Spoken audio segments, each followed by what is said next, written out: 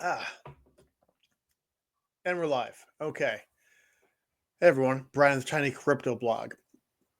So a couple of weeks ago, kind of on the spur of the moment, I made a short where I said the band was breaking up, that all the crypto spaces and the community that was around 5 years ago, actually 7 years ago now, 8 years ago, shucks, 2017, is no longer the case. With mainstream adoption, we're in a situation where new all the communities, before it was blockchain technology, therefore same community. Doesn't matter if it was a smart contract platform, Bitcoin, some other coin that was fighting to become adopted, whatever, all the hobby coins.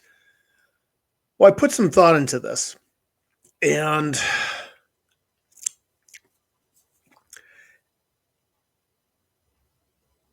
I'm thinking focused mainly on Bitcoin here, but things have gone through an adoption stage where in the beginning you had all the theorists. You had the cypherpunks who were looking to jump on something new. You had uh, hard money people. You had people who were big on decentralized technologies.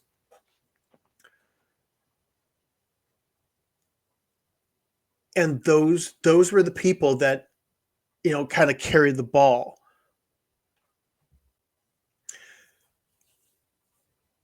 And then as time evolved, the people that came into the space changed as the level of adoption changed. I think about 2017, where I really like. I followed Bitcoin pretty much since its early days as being a digital money that central banks and governments could not control. So I guess you could say it's almost like the freedom money aspect. And then 2017 was when I think I had that moment where there was that click and you get it on an intuitive level, and then you're digging to try and find out what to fill in the spaces and give some definition and words to that intuitive feeling. And from that point, I really fell deep into the weeds. And then as we've reached a space where we're at today, we've got mainstream adoption, and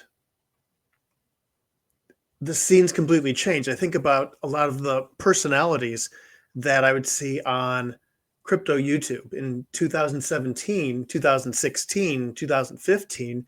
It was a lot of it was early adopters, it was the hobbyists, it was the your very libertarian people, your cypherpunks. But a lot of the channels, I think of like one channel was Omar Bomb, crypto, spelled with a zero at the end. He was one of those big personalities within the YouTube crypto space. And as Bitcoin has gone and grown in adoption, he sort of tapered off. Gosh, the names aren't coming sharp in my mind, but there were a lot of people who were very active during those days when crypto and Bitcoin specifically was fighting for recognition and adoption within a mainstream context. You had it wasn't until the last cycle when it started really picking up steam. Thinking about the track when Facebook had the Libra token, the Libra coin. That was sort of like mainstream attention all of a sudden penetrates crypto and Bitcoin because they paralleled to each other.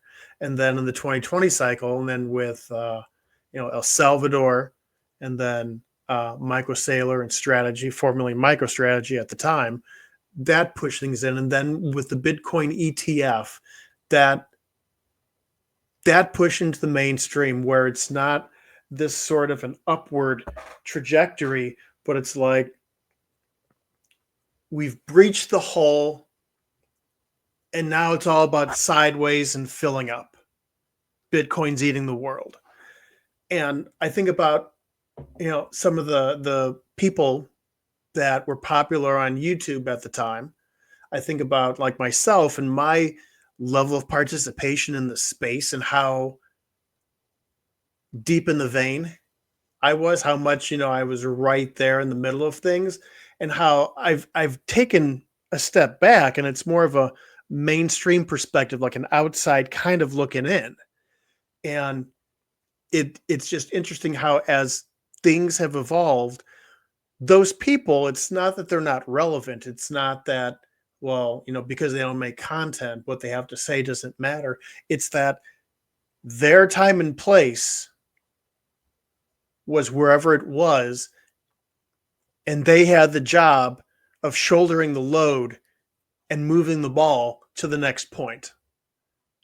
And there's a lot of channels out there now that have sprung up and that will spring up that talk about Bitcoin within the context that it is today, digital tokens in the context of adoption that it is today, and smart contract platforms, NFTs, and the whole blockchain sphere of technology in the context that it is today.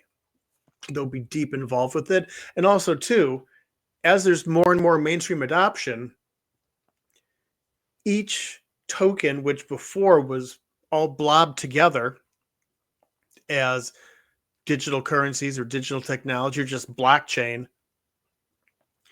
each individual technology, whether it be like things for tokenizing, whether it be uh, stable coins, be Bitcoin, digital asset, currency, smart contract platforms, utility tokens, DeFi tokens, whatever it is, they're all starting to segment and kind of get more and more of their own definition as the audience and also the people involved in the technology grows, because you're starting to get that specialization where someone's focusing solely on smart contract platforms or solely on a particular smart contract and the usage tokens or the utility tokens or the stable coins and the technology and the legislation, Bitcoin and being investable asset, a means of